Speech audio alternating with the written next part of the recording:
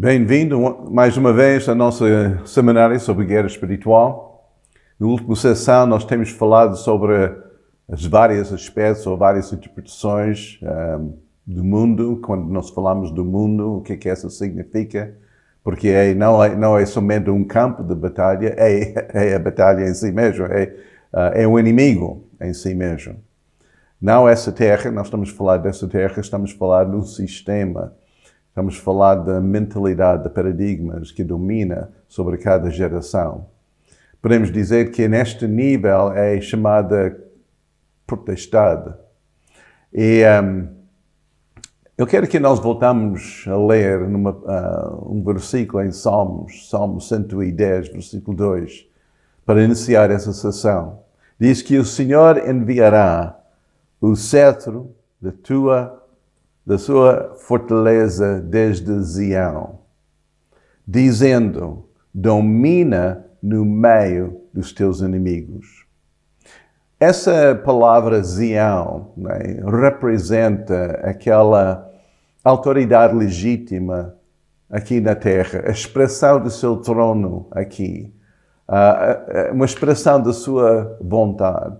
E nós encontramos isso nos profetas várias vezes, quando fala sobre o reino de Deus em contraste com o reino do inimigo.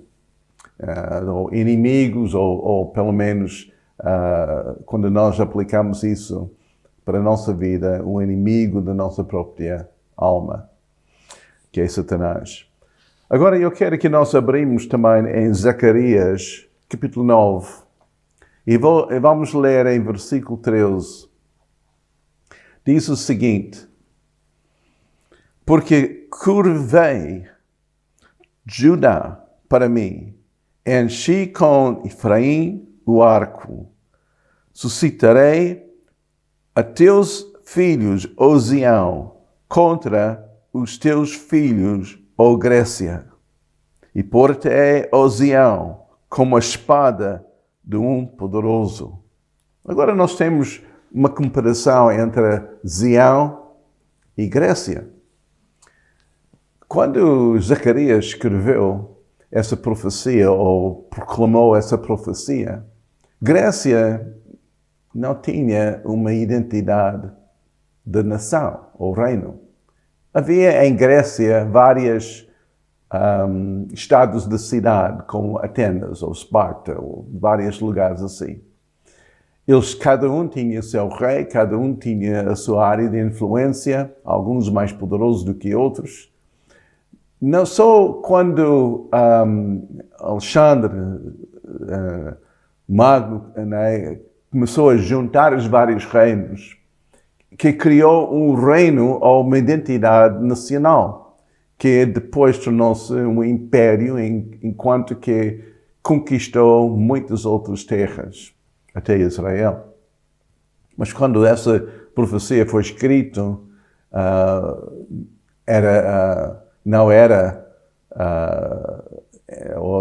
Grécia não tinha essa influência, o poder.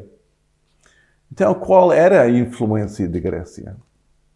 Qual era aquela ameaça de Zião? Porque Zião tinha de contender com Grécia naquela altura.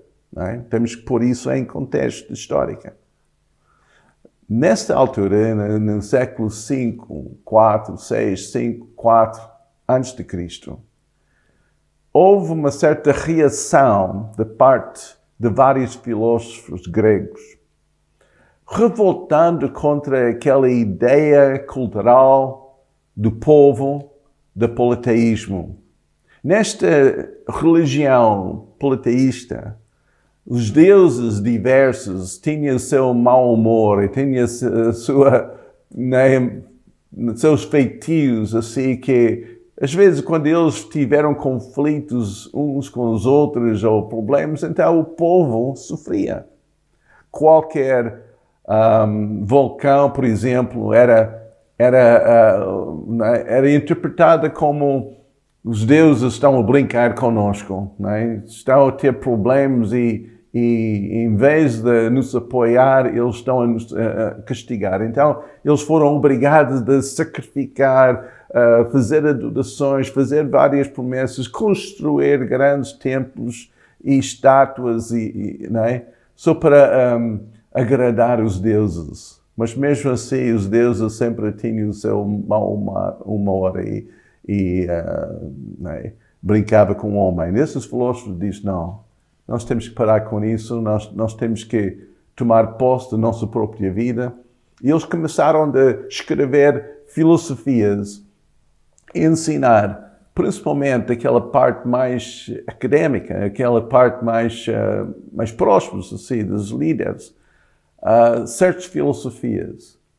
E o principal era que o homem é o centro do universo. Ele é o seu próprio Deus. Ele que determina para si mesmo o seu destino. O nome filosófico para isso é humanismo. Homem no centro, a adoração do homem. Então, em Grécia, muitas estátuas de beleza humana foram feitas, aqueles Jogos Olimpíadas em que os próprios atletas foram expor, né, os seus corpos, eles jogaram sem roupa, né, nu, só para mostrar o seu físico. O físico era adorado. O homem foi levantado como um Deus, assim, aqui na Terra.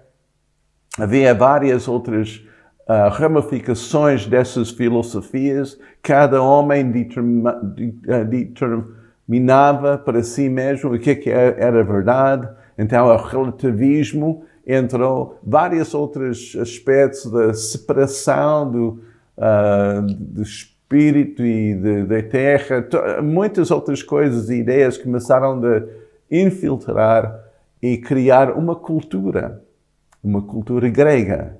Mesmo durante o tempo dos romanos, aquela cultura grega dominava. E até hoje, a maior parte dos países ocidentais tem influências da filosofia grega, mesmo na área cívica, em termos de como governar, tem a sua influência grega.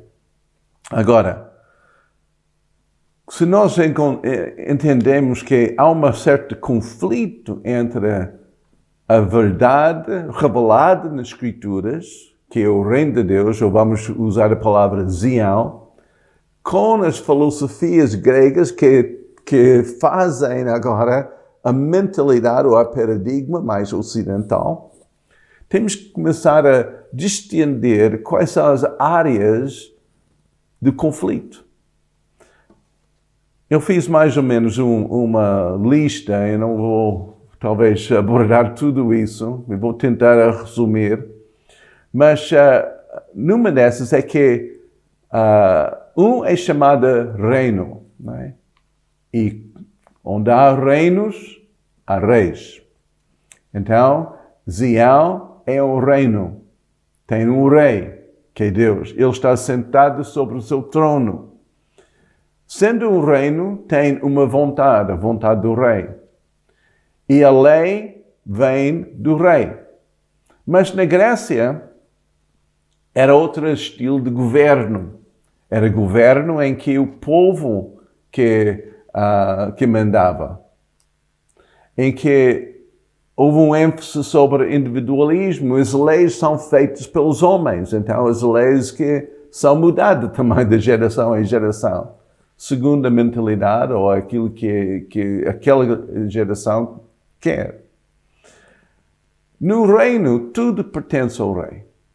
Mas neste ambiente grega, aquela mentalidade, a ênfase é sobre a propriedade privada. É meu, não é? Essa pertence a mim, não é?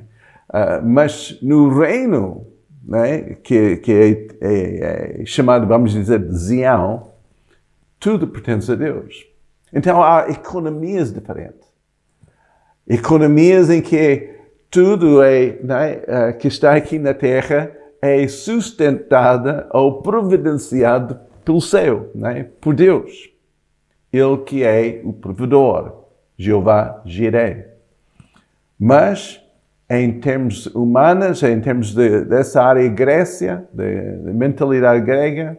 Então, é aquela busca de segurança através dos bens materiais, porque os bens materiais falam de autoperseverança. Então, não é mais confiar em Deus, é mais confiar em mim mesmo. Eu tenho que determinar e segurar a minha própria vida.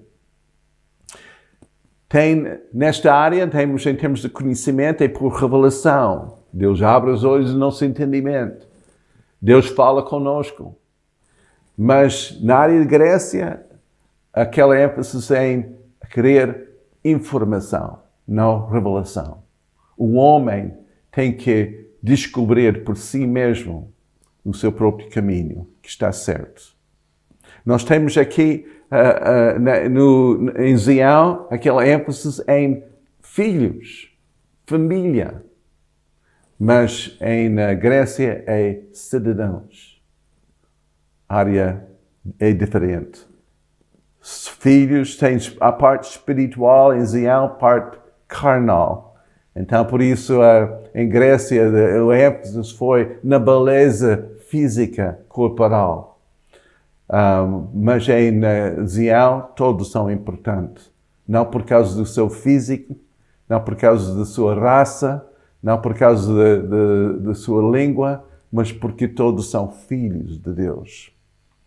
Temos aqui aquele relacionamento com Deus em Zião, mas na Grécia tem religiões, uma série de religiões. Até que Paulo, quando ele esteve em Atenas, descobriu tantos deuses diferentes.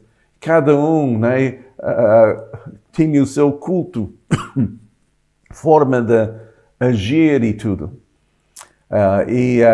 E quando ele falava sobre Deus vivo, que criou tudo, então as pessoas dizem, então mais outra religião, temos que ouvir disso. Então a tendência é coisas de cerimônias e diferentes na área da Grécia, mas na área de Zião é um relacionamento com Deus. Nós temos em Zião a vida eterna, mas na Grécia é tudo concentrado em hoje. Viver pelo momento, porque não sabe da manhã. Mas em Zião nós vivemos para a eternidade. Nós temos aqui em Zião entendimento sobre graça, mas na Grécia é tudo baseado nas obras. Em Zião nós temos aquele processo de formar, modelar, discipular, mas em Grécia é tudo sobre os teus talentos, sobre instruir, então é mais distante.